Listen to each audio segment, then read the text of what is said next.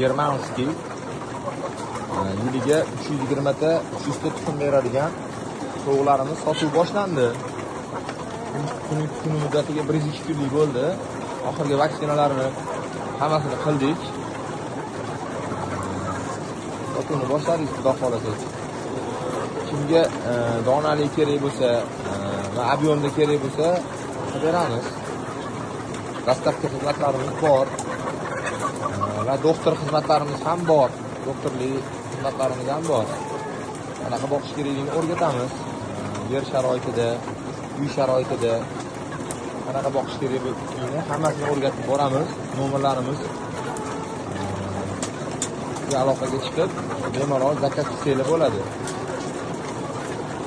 Qolgan ma'lumotlarni telefonda beramiz.